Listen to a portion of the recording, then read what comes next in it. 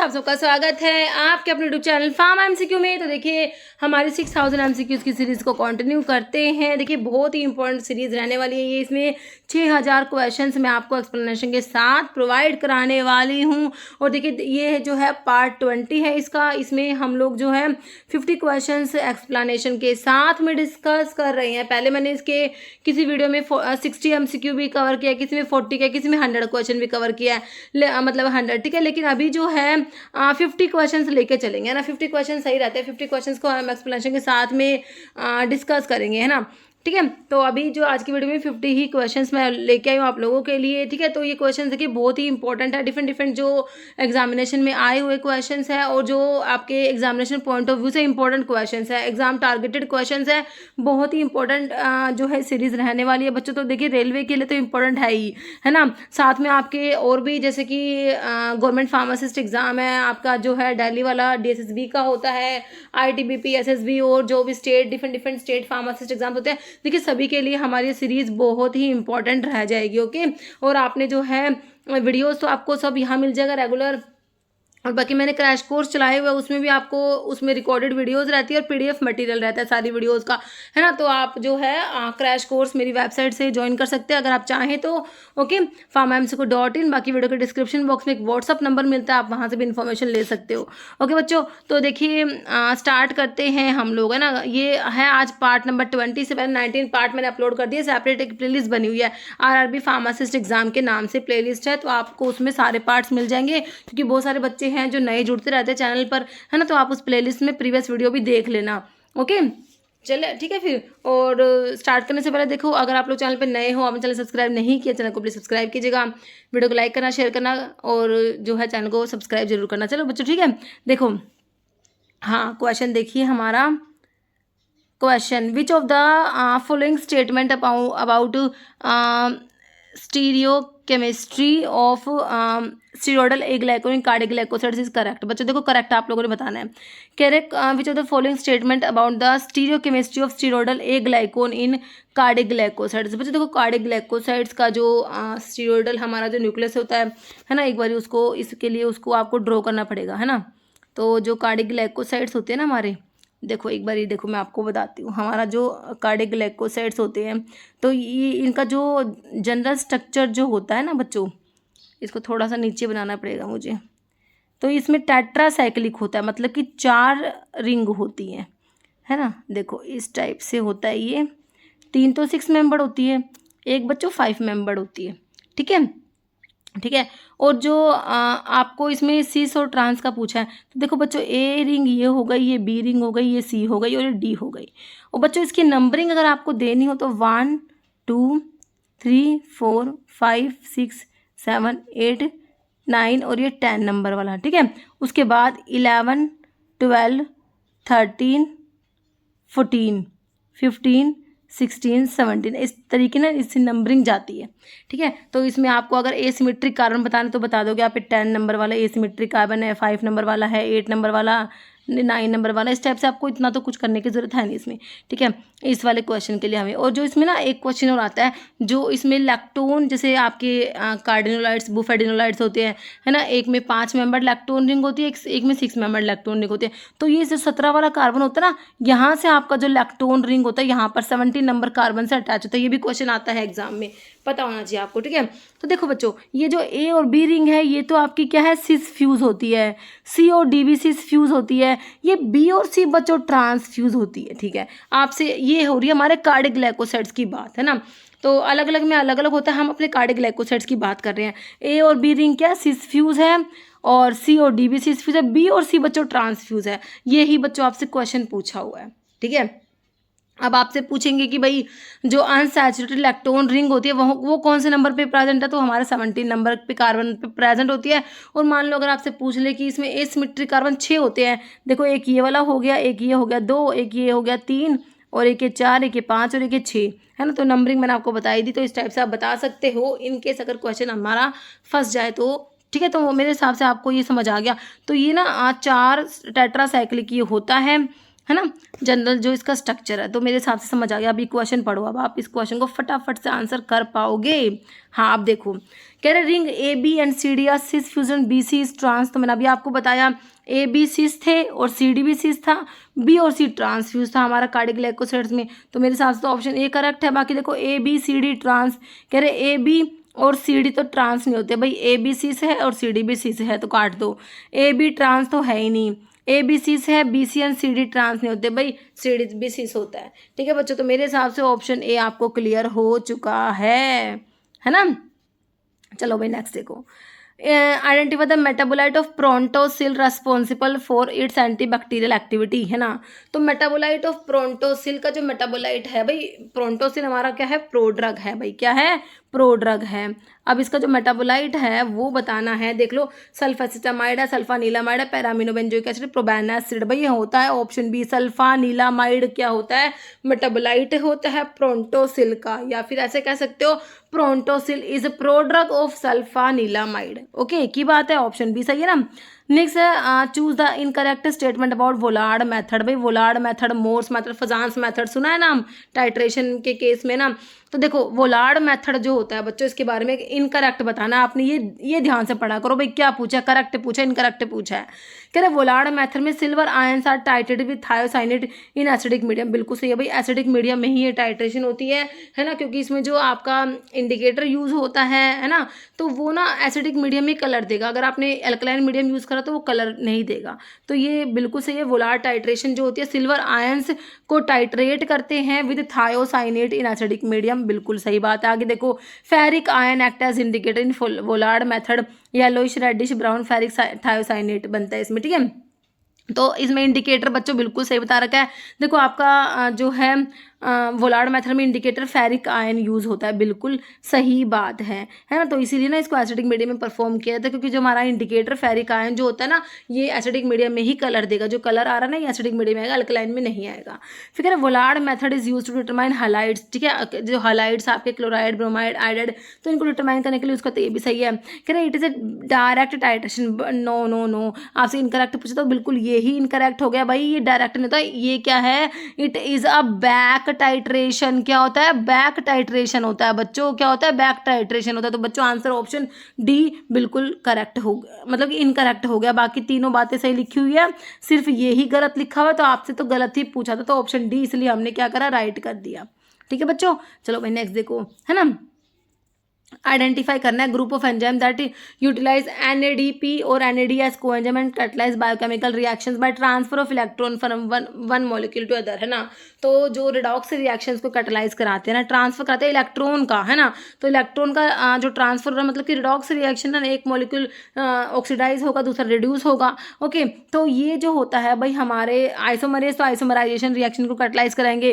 Transferase जो transfer कराएंगे functional group का, अदर देन इलेक्ट्रॉन। बच्चों इसको ट्रांसफरेज मत कर देना कि भाई मैडम ये तो ट्रांसफर हो रहा है। अरे ट्रांसफर हो रहा है, कोई ग्रुप का थोड़ी हो रहा है, अमीनो एसिटाइल कोई ग्रुप हो रहा है क्या, बिल्कुल नहीं हो रहा भाई, इलेक्ट्रॉन ट्रांसफर हो रहा है। तो इसमें मैंने आपको बताया ट्रांसफरेज में ट्रांसफर कराएंगे ग्रुप अदर देन इलेक्ट्रॉन। ये जरूर इसकी डेफिनेशन में आप याद रखना, क्योंकि बच्चे कंफ्यूज होके ना इसको क्या करते हैं, ट्रांसफरेज जो है वो सोचते हैं कि ट्रांसफर हो रहा है भाई, ट्रांसफरेज आंसर मारो, है ना। तो लेकिन ऐसा नहीं होता बच्चों।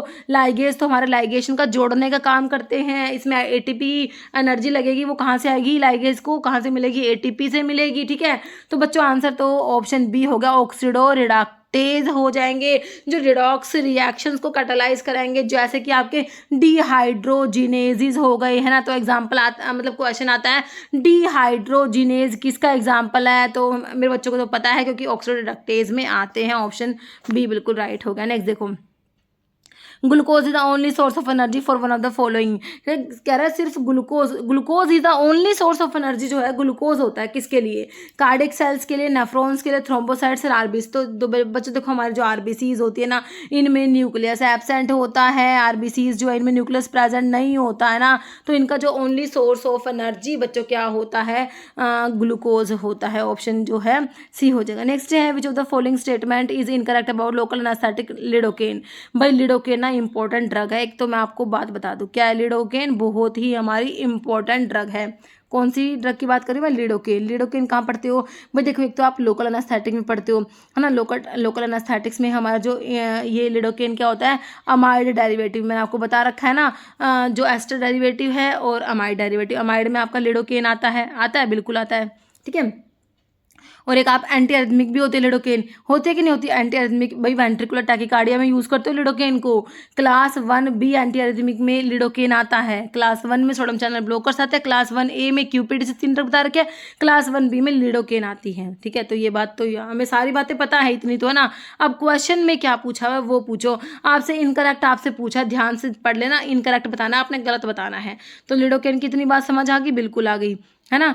अब देखो इट कंटेन जाइलिडीन मोइटी, बच्चों अब जाइलिडीन मोइटी होती क्या है, तो इसके लिए थोड़ा सा आपको लिडोकेन का स्ट्रक्चर दिमाग में, देखिए जो इंपॉर्टेंट ड्रग्स होते हैं ना उनके स्ट्रक्चर आपको थोड़े बहुत दिमाग में होने ही चाहिए, क्योंकि आपसे बेसिक मोइटी किसी ड्रग की पूछ सकते हैं ना, तो इंपॉर्टेंट ड्रग्स के स्ट्रक्चर जो है आपको थोड़े बहुत आने चाहिए, मतलब कि बिल्कुल एग्जैक्ट स्ट्रक्चर ना आए, थोड़ा बहुत भी आपको दिमाग में होता तो आपका क्वेश्चन बन जाता है। ओके तो जाइलिडीन मोइटी बताती हूँ अभी। It can be used as an anti arrhythmic drug on oral administration. बच्चों देखो लिडोकेन का हाई फर्स्ट पास मेटाबॉलिज्म होता है, तो इसको ओरली तो देना ही नहीं है, तो एंटी एरिथमिक तो है बिल्कुल है, बट कह रहे ओरल वाला गलत लिख दिया इन्होंने, तो आपको से इनकरेक्ट तो बच्चों यही हो गया हमारा, इनकरेक्ट तो ऑप्शन बी हो गया, क्योंकि भाई ओरल मत देना इसको भाई, क्योंकि हाई फर्स्ट पास मेटाबॉलिज्म है, क्या ही बायो अवेलेबल होगी, सारे के सारे तो फर्स्ट पास मेटाबॉलिज्म में चली जाएगी, बचेगी क्या क्या बायो अवेलेबल होगी, तो इसलिए इसको ओरली नहीं देना, ठीक है। When administered along with adrenaline it's toxicity is reduce and effect is prolong. बिल्कुल सही है भाई, लोकल एनेस्थेटिक्स के साथ में एड्रेनलिन पढ़ा है ना, देते हैं भाई, लोकल एनेस्थेटिक्स के साथ में देते हो एड्रेनलिन, क्यों देते हो भाई, क्या करता है ड्यूरेशन ऑफ एक्शन को प्रोलॉन्ग करा देता है और टॉक्सिटी को रिड्यूस करता है, बिल्कुल सही बात करी इन्होंने। नेक्स्ट देखो लिडोकेन इज अमाइड डेरिवेटिव, मैंने अभी आपको बताया अमाइड डेरिवेटिव होता है और वेंट्रिकुलर टैकीकार्डिया के लिए इसको यूज करते हैं, ये बातें सही हैं। तो बात तो आंसर तो हमारा ऑप्शन बी निकल के आ गया, है ना। तो अभी मेरे बच्चे कह रहे हैं कि मैडम ये जाइलिडीन मोइटी क्या बता दिया आपने, है ना। तो देखो जाइलिडीन जो मोइटी होती है ना वो पता है कौन सी होती है, जैसे कि आपने ये बेंजीन रिंग बना रहे हो आप, ठीक है, ठीक है। उसके बाद ये NH2 लगा के आई थिंक क्या बनता है, ये एनिलीन बनता होगा आई थिंक, है ना। थोड़ा सा भाई वीक है केमिस्ट्री, देख लेना आप, थोड़ा सा संभाल लेना, है ना। तो जाइलिडीन मतलब एन जो ये होती है ना आपकी NH2 वाली एनिलीन, एनिलीन के साथ में आपने 2 CH3 लगाना है, चाहे आप कहीं पे भी लगा दो, जैसे कि इसमें 2 और 6 पे लगा रखे हैं, 2 और 4 पे लगा दो, मतलब कि ये कोई भी आइसोमर होगा ना वो जाइलिडीन होगा। तो इसमें जो होता है ना आपका 2,6 जो जाइलिडीन होता है, ये मतलब ऐसे होता है इसमें हमारा लिडोकेन का स्ट्रक्चर, देखो किताब खोल के एक बार, तो उसमें ना इस टाइप से आपको मिलेगा, है ना। ये NH2 है, यहाँ पर आपका जो है जो भी ग्रुप है वो यहाँ पर है, ठीक है। तो एक बार लिडोकेन का स्ट्रक्चर और देख लो, है ना, ठीक है। थोड़ा सा स्ट्रक्चर दिमाग में होता है ना तो हमारा ना आंसर बन जाता है बच्चों, तो इसलिए मैं आपसे कहती हूँ थोड़ा सा हल्का फुल्का ना आपको स्ट्रक्चर, ठीक है। ये CH3 है, मतलब ये जो होता है ना इसका मतलब होता है CH3, इसलिए मैं लिख नहीं रही थी, ठीक है, ठीक है। तो आप देखो NH2 था, NH, अब यहाँ पर जो भी ग्रुप होगा वो होगा, इसमें CO CH2 N, और ये यहाँ पर 2 इथाइल होते हैं C2H5 C2H5, ये बच्चों लिडोकेन का स्ट्रक्चर होता है। तो ये क्या है, जाइलिडीन है, ठीक है। तो इसके ऊपर क्वेश्चन बना है भाई, जाइलिडीन है ये, और ये 2,6 जाइलिडीन भी इसको कहते हैं। तो मेरे हिसाब से हमारा काम बन गया, हमें समझ आ गया, अब हम आगे चलते हैं, है ना, समझ आ चुका। चलो भाई नेक्स्ट, तो ऑप्शन तो मैंने बता ही दिया कौन सा जो है करेक्ट था। चलो भाई नेक्स्ट देखो, विच of the following statement about the properties of dropping mercury electrode is incorrect. भाई फिर से इनकरेक्ट पूछ लिया। देखो ड्रॉपिंग मरकरी इलेक्ट्रोड कहाँ पड़ा, पहले तो याद करो, मैंने आपको पोलैरोग्राफी में बताया कि भाई ड्रॉपिंग मरकरी इलेक्ट्रोड यूज होता है, क्या होता है, माइक्रो इलेक्ट्रोड होता है, क्या होता है भाई, ये हमारा जो ड्रॉपिंग मरकरी इलेक्ट्रोड होता है DME माइक्रो इलेक्ट्रोड होता है, पोलराइजेबल होता है, पोलैरोग्राफी में यूज करते हो, एज अ कैथोड यूज होता है ना। ड्रॉप ऑफ मरकरी जो जिसमें मरकरी होती है वो जो कैपिलरी से ड्रॉप ऑफ मरकरी इसमें फॉल होती है, तो रिन्यूएबल होता है ना, वो ड्रॉप एक ड्रॉप बनती है फिर वो गिर जाती है फिर नई ड्रॉप बनती है, तो रिन्यूएबल भी होता है, पोलराइजेबल होता है, एज अ कैथोड यूज होता है ना, माइक्रो इलेक्ट्रोड होता है, पोलैरोग्राफी में यूज करते हैं। ये सारी बातें आपको ड्रॉपिंग मरकरी इलेक्ट्रोड के बारे में पता है ना। चलो भाई, और ये जो है एज अ कैथोड यूज होता है, और जो एनोड मतलब कि ये क्या है, इंडिकेटर इलेक्ट्रोड होता है प्लेरोग्राफी में। इंडिकेटर इलेक्ट्रोड होता है, रेफरेंस इलेक्ट्रोड हमारा लार्ज मरकरी पूल जो होता है ना, जो एक्ट करता है एज एनोड, वो हमारा क्या होता है, रेफरेंस इलेक्ट्रोड होता है प्लेरोग्राफी में। ये सब बात हमने करी थी।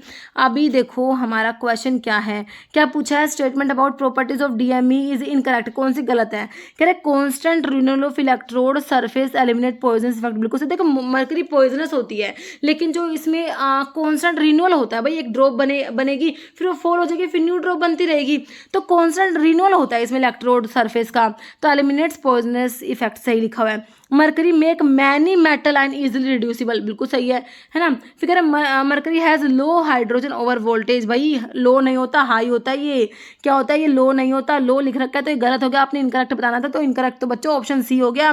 मरकरी का हाई हाइड्रोजन ओवर वोल्टेज होता है, और electrode can get easily oxidize भी, तो इजीली ऑक्सीडाइज भी हो सकता है, क्योंकि ये क्या है, माइक्रो इलेक्ट्रोड सरफेस एरिया बहुत ही कम होता है।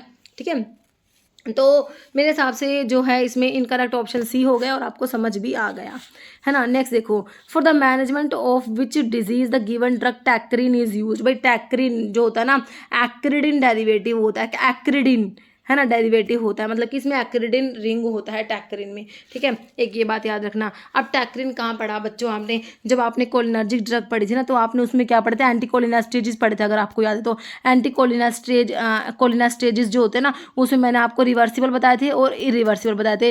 रिवर्सिबल में मैंने आपको कार्बोमेट्स बताए थे, और आपको एक्रिडिन में एक ही ड्रग बताई थी, टैक्रिन। एक्रिडिन में एक ही ड्रग आते हैं, टैक्रिन। बाकी रिवर्सिबल में कार्बोमेट्स में आपका फाइसोस्टिग्मिन, नियोस्टिग्मिन, पाइडोस्टिग्मिन, एट्रोफोनियम, डोनिपीजिन, गलंटामिन, रिवास्टिग्मिन, और एक्रिडिन में टैक्रिन, है ना। तो मैंने आपको क्या बताया था, देखो फाइसोस्टिग्मिन, नियोस्टिग्मिन, पाइडोस्टिग्मिन, एट्रोफोनियम, डोनिपीजिल, गलंटामिन, रिवास्टिग्मिन। डोनिपीजिल, गलंटामिन, रिवास्टिग्मिन और टैक्रिन, ये चारों ड्रग मैंने बताई थी किस में यूज होता है, अल्जीमर डिजीज में यूज होती है, अगर आपको याद हो तो, है ना। तो देखो डोनिपीजिल, गलंटामिन, रिवास्टिग्मिन, और एक आपकी ये वाली एक्रिडिन कंटेनिंग टैक्रिन, है ना। तो बच्चों ये चारों ड्रग किस में यूज होती है, अल्जीमर डिजीज में, जिसमें डिमेंशिया हो जाता है, कोलिनर्जिक न्यूरॉन्स लॉस्ट हो जाते हैं, डेफिशिएंसी हो जाती है इसमें, तो आपका ये चारों ड्रग यूज करते हैं। तो आपसे क्या पूछा है, management of which disease given drug tacrine किसके लिए यूज करते हैं, ऑप्शन देख लो भाई, आपको अल्जीमर डिजीज दे रखा है क्या, ग्लूकोमा, एंटीडोट फॉर एंटीकोलिनेस्ट्रेज पॉइजनिंग। भाई एंटीकोलिनेस्ट्रेज तो खुद ही है ये, तो पॉइजनिंग में तो कहाँ ही उसको यूज कर लोगे, कोई एंटीकोलिनर्जिक ड्रग यूज करेंगे उसमें, हम ये थोड़ा ना यूज करेंगे एज एन इंसेक्टिसाइड या अल्जीमर डिजीज। तो भाई अल्जीमर डिजीज हो जाएगा, अल्जीमर डिजीज के लिए यूज करेंगे हम टैक्रिन को, इसमें एक्रिडिन रिंग होती है, रिवर्सिबल एंटीकोलिनेस्ट्रेज जिसमें हमारा टैक्रिन आता है। ठीक है ना, ऑप्शन डी। चलो भाई next, which detector is use in gas chromatography for halogen containing compounds specifically. देखो गैस क्रोमेटोग्राफी के डिटेक्टर्स के बारे में एक क्वेश्चन हमने करा था, है ना। तो देखो इसमें कैथरोमीटर यूज होता है ना भाई, कैथरोमीटर को ही थर्मल कंडक्टिविटी डिटेक्टर कहते हैं, दोनों तो एक ही है। बाकी इलेक्ट्रॉन कैप्चर डिटेक्टर और फ्लेम आयनाइजेशन डिटेक्टर सारे के सारे गैस क्रोमेटोग्राफी के डिटेक्टर दे रखे हैं। कह रहे हैं हैलोजन कंटेनिंग कंपाउंड्स के लिए स्पेशली आपने यूज करना है, तो भाई इलेक्ट्रॉन कैप्चर डिटेक्टर को यूज कर लेना।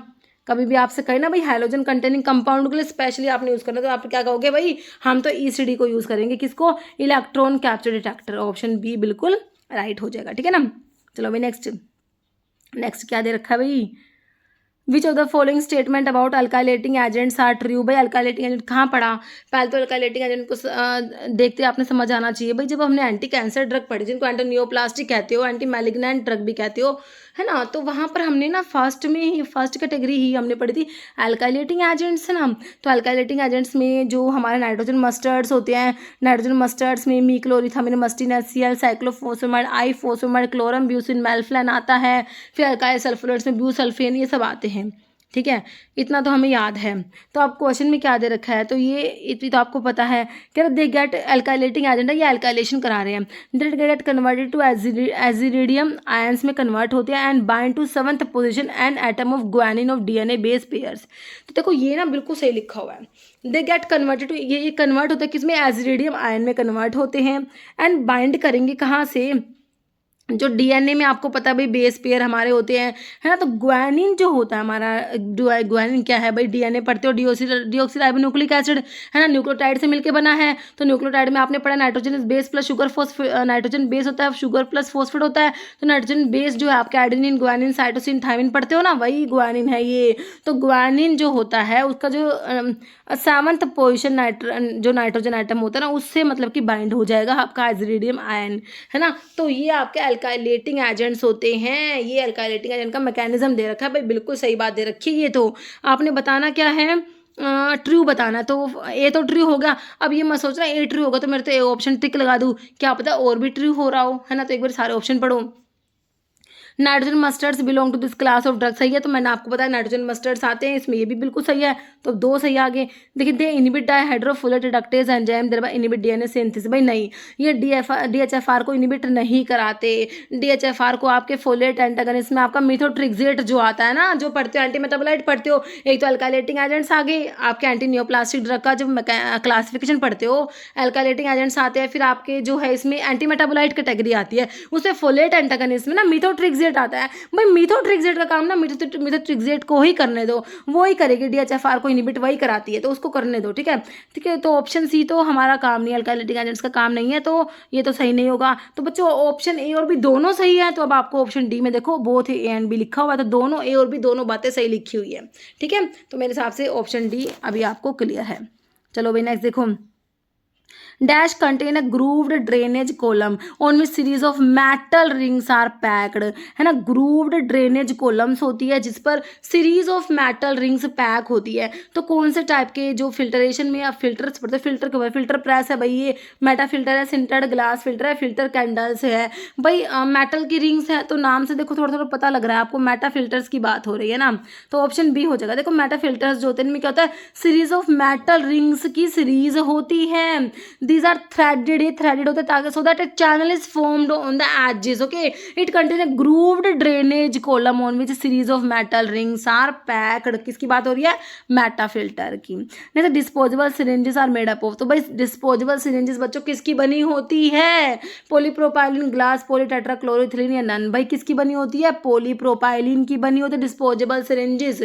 तो फॉलोइंग इज फिजिकल सनस्क्रीन, बस सनस्क्रीन में तो हमारा टिटेनियम डाइऑक्साइड को आंसर लगा देना। सनस्क्रीन क्या होता है, TiO2, टिटेनियम डाइऑक्साइड, इसका रिफ्रैक्टिव इंडेक्स हाई होता है।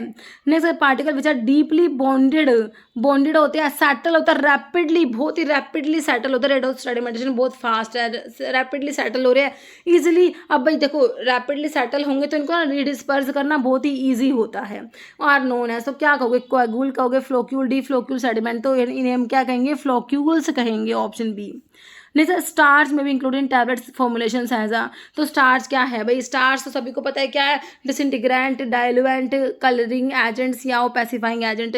तो भाई देखो आपका डिसइंटीग्रेटिंग एजेंट में हमारा स्टार्च क्या है, डिसइंटीग्रेटिंग एजेंट्स में आता है, तो ऑप्शन आपका ए हो जाएगा।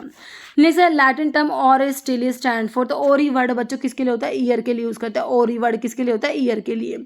और स्टिली हो जाएगी हमारी ईयर ड्रॉप हो जाएगी, है ना, क्या हो जाएगी, ईयर ड्रॉप हो जाएगी। बाकी आई ड्रॉप्स दिया हुआ है आपको, नोज वॉश, माउथ वॉश, तो आपका कोल्यूटोरियम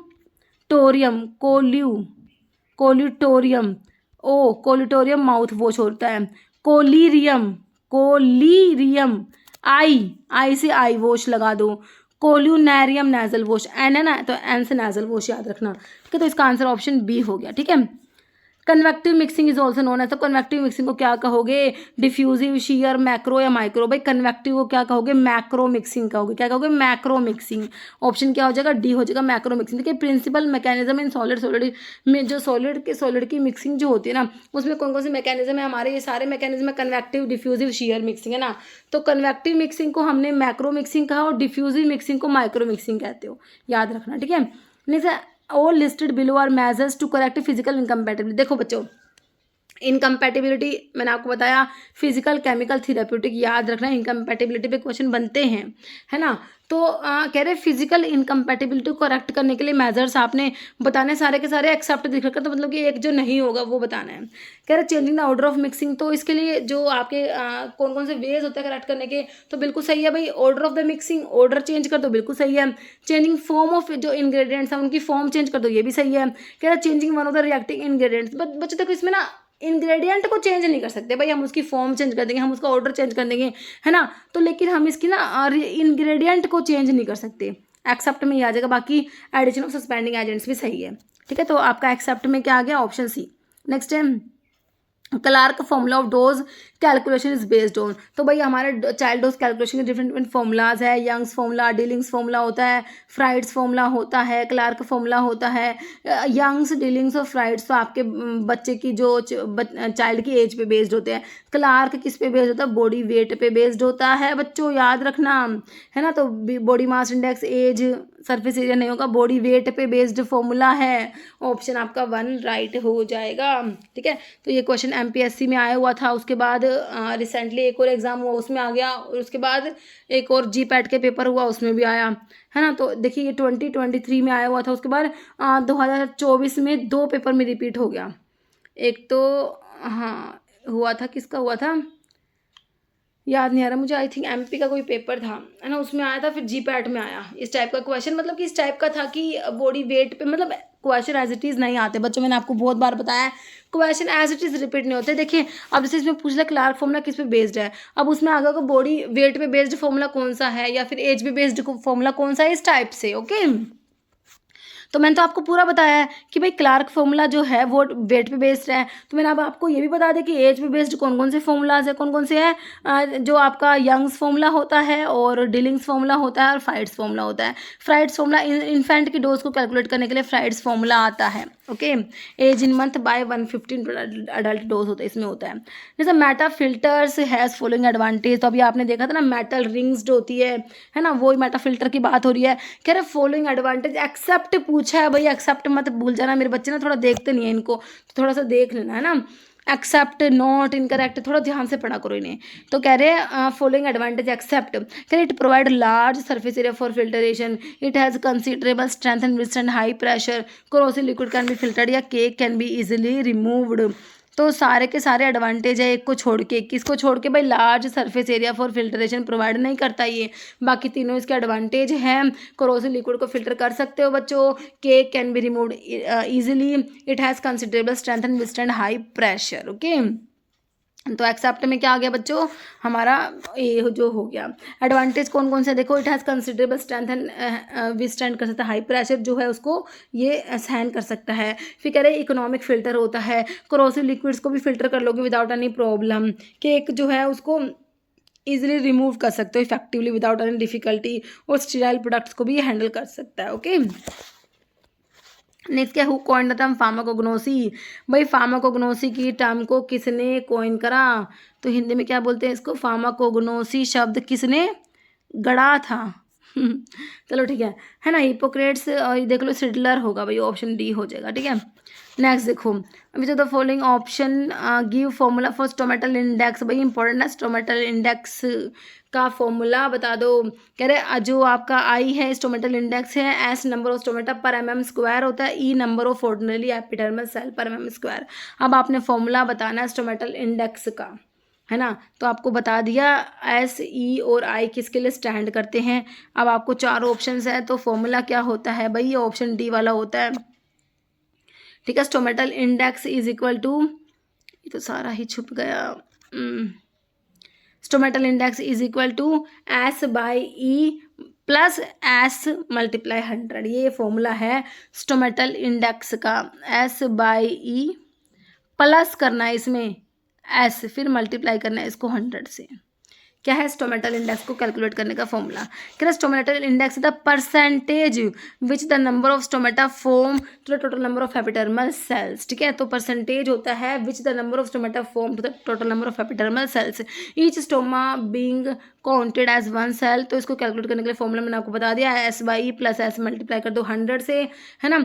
तो स्टोमेटल इंडेक्स जो है आई से इंडिकेट कर दो, SI, ठीक है। Number of stomata per unit area S होता है, और E number of epidermal cells in the same unit area. Okay, next है मुझे the following saponin containing drug is used as an immunomodulator.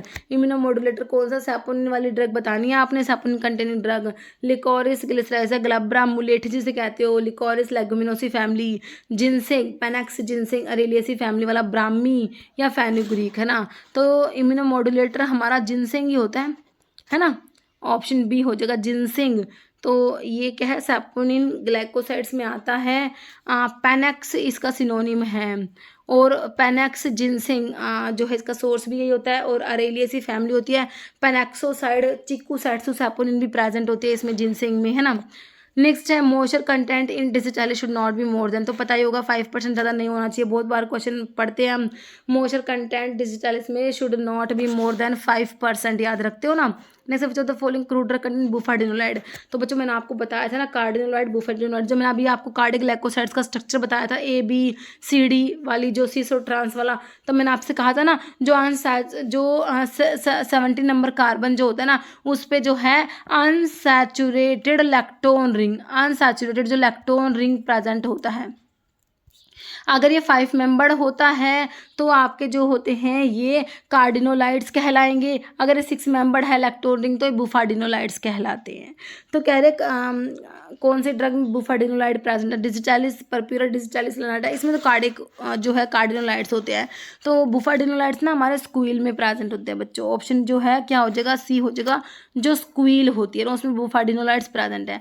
अब देखो इसके बारे में लिखा हुआ है, chemically A ग्लाइकोन part of cardiac glycoside steroidal moiety होता है, या तो C23 होते हैं, C24 स्टीरॉइड होता है, बिकॉज ऑफ 5 मेंबर या 6 member lactone ring respectively. C23 में तो 5 मेंबर लैक्टोन रिंग होगा, C24 में 6 मेंबर लैक्टोन रिंग होगा। कह रहे कार्डिनोलाइड्स और बुफाडिनोलाइड्स जो होते हैं ना, इनके बारे में बता रहा है कि lactone of cardenolides have single double bond and attach, C17 position पे अटैच होता है स्टीरॉइडल न्यूक्लियस के, मैंने आपको बता दिया है ना। तो 5 मेंबर लैक्टोन रिंग वाले कार्डिनोलाइड्स होते हैं, और वो C23 स्टीरॉइड्स होंगे, है ना।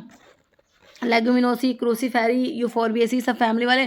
और जबकि लैक्टोन जो है बुफाडिनोलाइड्स का, उसमें क्या है, 2 double bond which are attach to 17 beta position of the steroid nucleus, 6 member lactone ring होते हैं, C24 स्टीरॉइड्स फॉर्म करते हैं, है ना। तो इसमें जैसे स्क्विल का आपका एग्जाम्पल है, स्क्विल लिलियसी फैमिली वाला है ना, ठीक है।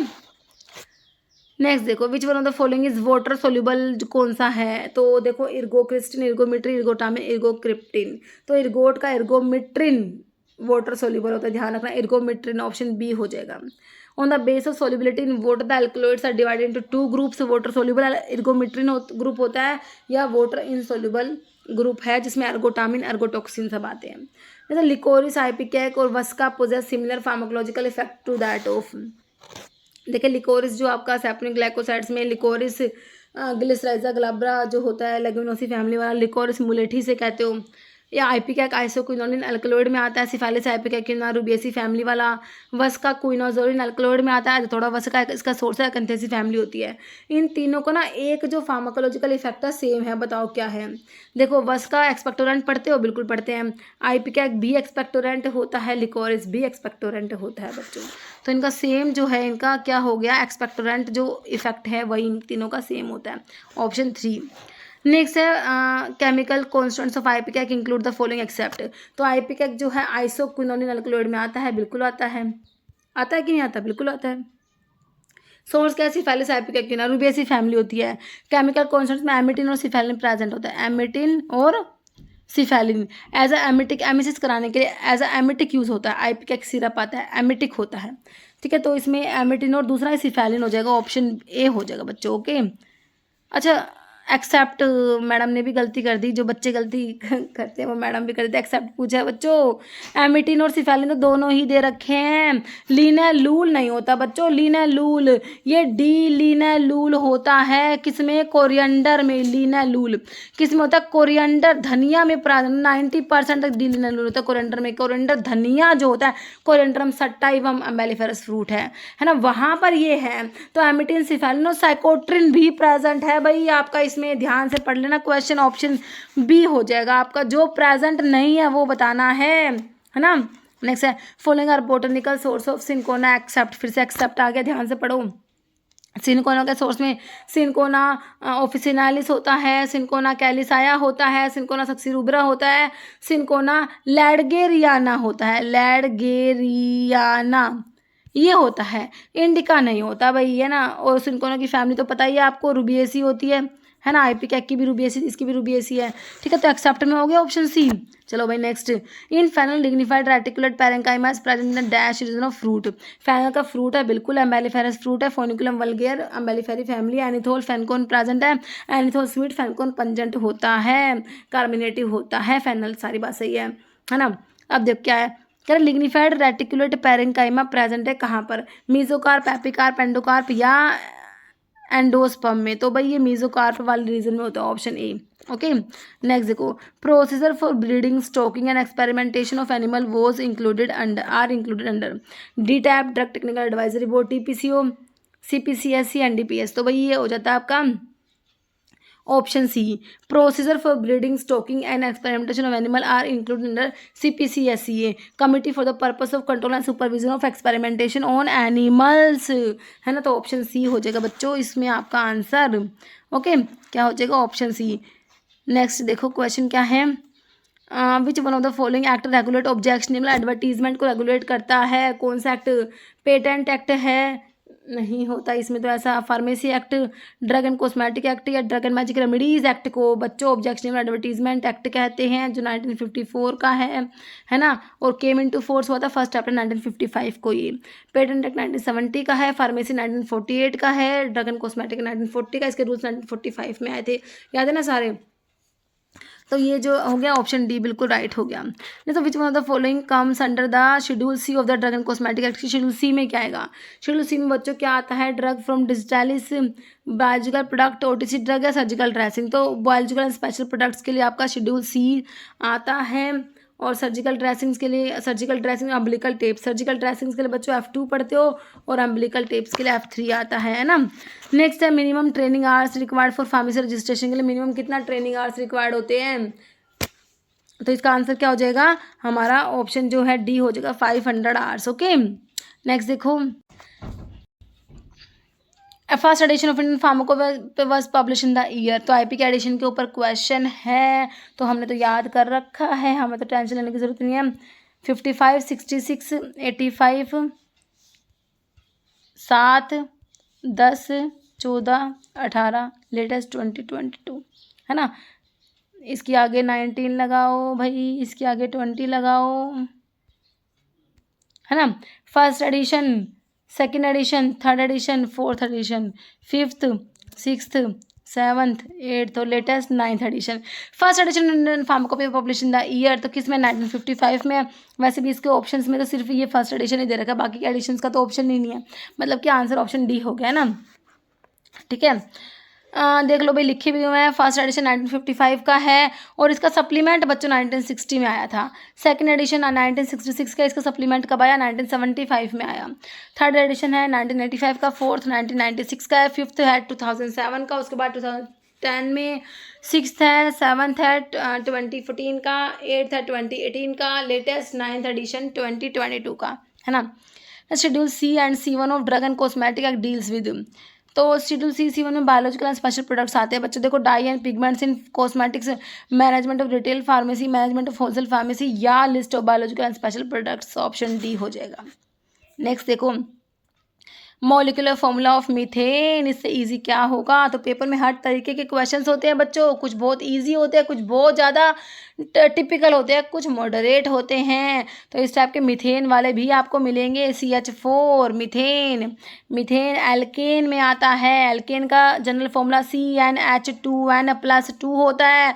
अगर C1 है, कार्बन नंबर 1 है, तो फॉर्मूला क्या बनेगा, 1 को लिखो मत, C लिख दो, है ना। C और H224, एल्केन का CnH2n+2 बता रखा है, एल्कीन का CnH2n और एल्काइन का CnH2n-2, है ना। तो ये भी याद रखना साथ साथ में। तो ऑप्शन जो है डी हो गया CH4। ऐसा व्हाट इज सिंबल बताना है गोल्ड का, तो मैंने आपको सिंबल का भी वीडियो छोटा सा बना के डाला भी था ना सिंबल का, क्योंकि जो है ये सिंबल के ऊपर क्वेश्चन बन जाते हैं। तो गोल्ड का बताना आपने, GD AU AG FE। तो भाई गोल्ड के लिए AU होता है, सिल्वर के लिए ये होता होगा Ag, है ना, Ag सिल्वर के लिए एर्जेंटोमेट्रिक टाइट्रेशन, जिसमें AgNO3 यूज़ करते हो ना, Ag वर्ड सिल्वर के लिए होता है, सिल्वर नाइट्रेट, है ना, AgNO3। Fe तो आपको पता ही है आयरन होता है ना। ये Gd किसका है? चलो भाई ऑप्शन तो बी हो गया। Next, what is the IUPAC name for CH3 CH2 CH2 हो गए क्या 4 OH, चलो देख लो, है ना। तो आप देखो इसमें IUPAC नेम बताना है, number of carbon atom count करो, 1 2 3 4 ही कार्बन है, 4 के लिए ब्यूट वर्ड आता है, OH के लिए ओल, ब्यूटानोल हो गया, है ना। हेक्सानोल में तो भाई 6 कार्बन होते तो लगाते, पेंटानोल में 5 होते, है ना, ऑप्शन सी हो जाएगा। बाकी ऑक्टा वर्ड 8 के लिए होता है, ऑक्टानोल जब 8 कार्बन होते, है ना। तो यहाँ पर तो 4 कार्बन दिख रहे हैं, तो ऑप्शन सी ब्यूटानोल सही है। नेक्स्ट देखो, कैलामाइन क्या है? Zinc oxide, zinc sulphate, zinc carbonate या जिंक हाइड्रोक्साइड कैलामाइन होता है क्या? Zinc oxide plus ferric oxide होता है ना, option B zinc oxide. Lugol solution contain, aqueous iodine solution को लुगोल सॉल्यूशन कहते हैं। लुगोल सॉल्यूशन में क्या प्रेजेंट है भाई? सिंपल आयोडीन ही तो होगा, एक्वस आयोडीन सॉल्यूशन होता है। क्या होता है? एक्वस आयोडीन सॉल्यूशन को क्या कहते हो बच्चों? Lugol solution. नहीं sir, partner does not take any active part in the management of firm के बिजनेस में कोई भी एक्टिव पार्ट नहीं लेता, ऐसे पार्टनर्स को क्या कहोगे? Active, sleeping, secret, nominal. तो भाई ये जो पार्ट नहीं लेते ना, ये स्लीपिंग होते हैं, सोते रहते हैं, option B sleeping partners. Next, a partner who are neither entitled to take part in the management, ना तो मैनेजमेंट में पार्ट ले, नो डू दे इन्वेस्ट, ना ही ये इन्वेस्ट करते, and get a share of profit. देखो मैनेजमेंट में कोई पार्टिसिपेशन नहीं है इनका, ना ही कुछ इन्वेस्ट करे, बट क्या करेंगे जब प्रॉफिट होता है ना उसमें शेयर ले लेंगे। कौन से पार्टनर? साइलेंट, नॉमिनल, लिमिटेड या पार्टनर बाय एस्टोपल। तो क्या होते हैं ये? साइलेंट होते हैं, साइलेंट, बिल्कुल साइलेंट रहते हैं। कोई मैनेजमेंट में पार्टिसिपेट नहीं करना इन्होंने, कोई इन्वेस्ट नहीं करना, और क्या करेंगे? Get a share of profit का शेयर ले लेते हैं, ठीक है, ऑप्शन ए हो जाएगा। नेक्स्ट है, what is that partner called as who has neither contribute any capital to the firm, ना तो कोई कॉन्ट्रीब्यूशन करे कैपिटल का, नो टेक पार्ट, ना ही मैनेजमेंट जो है उसमें पार्टिसिपेट करे फर्म में, but take to the outsider to create an impression that he is a partner of the firm. ठीक है, तो कौन से हैं ये बताओ, कौन से हैं? पार्टनर बाय एस्टोपल, स्लीपिंग और इनएक्टिव, सीक्रेट या पार्टनर इन प्रॉफिट। तो ये स्टोपल वाले होते हैं, partner by estoppel, option A. Okay, next है AIDS dash immunodeficiency disease, primary, secondary, tertiary, quaternary. तो सेकेंडरी इम्यूनोडेफिशिएंसी डिजीज में एड्स आता है। ट्राइकोमोनाज वेजानेटिस क्या है भाई? फंजाई या बैक्टीरिया, प्रोटोजोआ या वायरस? ट्राइकोमोनियासिस कोज करा देता है, ट्राइकोमोनाज वेजानेटिस क्या करता है? ट्राइकोमोनियासिस कोज करा देता है, ये एक प्रोटोजोआ होता है, option C. Type of spirochetal bacterial responsible for producing syphilis, syphilis का कोस्टिव ऑर्गेनिज्म आपको पता ही है, STP से याद रखकर ट्रिप्नोमा पैलिडियम, है ना। तो ये स्पायरोचीट होता है, स्पायरल बैक्टीरिया होता है, तो ऑप्शन डी हो जाएगा ट्रिपोनिमा। ओके, नेक्स्ट है communicable disease caused by RNA paramyxo virus. तो वायरल वाली डिजीज कौन सी है? मीजल्स, डिप्थीरिया तो कॉर्निबैक्टीरियम डिप्थीरी वाली बैक्टीरियल डिजीज है, काट दो। चिकन पॉक्स तो वायरल है, बट वेरिसिला जूस्टर वायरस होता है इसका, ये भी काट दो। ट्यूबरकुलोसिस आपकी बैक्टीरियल है, ये भी काट दो बच्चा। क्या? Measles, RNA paramyxo virus cause कराएगा मीजल्स, ऑप्शन ए। नेक्स्ट है hepatitis A virus spread by which of the following route, parenteral, pulmonary, sexual या ओरल फीकल रूट। तो ऑप्शन डी हो जाएगा hepatitis A virus spread by oral faecal route. Next, one of the following is not required for the initiation and maintenance of PTC, plant tissue culture के initiation और maintenance के लिए किसकी requirement नहीं होती? Sucrose, kinetin, auxin या abscisic acid. भाई abscisic acid तो ग्रोथ इनहिबिटर है, मैंने आपको फाइटो हार्मोन, प्लांट हार्मोन में बताया था। ऑक्सिन, जिबर्लिन, साइटोकाइनिन, एब्सिसिक एसिड और इथाइलिन, 2 इनहिबिटर होते हैं जो ग्रोथ को इनहिबिट कराते हैं। कौन से? एब्सिसिक एसिड और इथाइलिन। तो एब्सिसिक एसिड तो इनहिबिटर, तो इसकी रिक्वायरमेंट नहीं होगी इनिशिएशन के लिए, ऑप्शन डी हो जाएगा बच्चों, है ना, ठीक है ना। चलो भाई, अभी एक क्वेश्चन जिसका आंसर मेरे बच्चे देने वाले हैं, है ना। विच of the following can be detected in mass spectrometer. तो मास स्पेक्ट्रोस्कोपी मैंने आपको पढ़ाई हुई है, वीडियो है, देख लेना, है ना। कह रहे हो उसमें कौन से टाइप के जो मॉलिक्यूल को डिटेक्ट करोगे? Neutral, positive charge, positive radical, neutral radical, neutral particle, neutral molecule या पॉजिटिव चार्ज पार्टिकल्स। ठीक है, तो ऑप्शन के अकॉर्डिंग भी अगर आपको नहीं भी पता ना, तो ऑप्शन से आप आंसर निकाल सकते हो, थोड़ा सा दिमाग यूज़ करके। ठीक है, तो आंसर जरूर से कमेंट बॉक्स में देना। इस वीडियो में इतना ही। अगर आपको वीडियो अच्छी लगे तो लाइक करना, शेयर करना, चैनल पर नए हैं तो मेरा आप लोगों से रिक्वेस्ट है कि चैनल को प्लीज़ सब्सक्राइब जरूर करना। Okay, thank you.